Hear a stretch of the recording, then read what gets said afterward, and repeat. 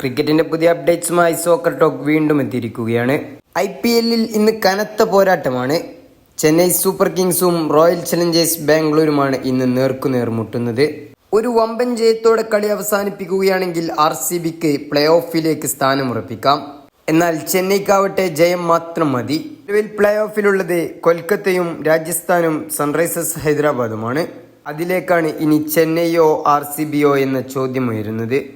ഇന്നത്തെ മത്സരത്തിൽ RCBക്ക് 18 റൺസിനോ അല്ലെങ്കിൽ 18 ഓവറിലോ കളി തീർക്കണം.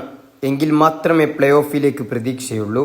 എന്നാൽ ചെന്നൈ സൂപ്പർ കിങ്സിനാവട്ടെ നേരിയൊരു തോൽവി വഴങ്ങിയാലും പ്ലേ ഓഫിലേക്ക് കയറാം.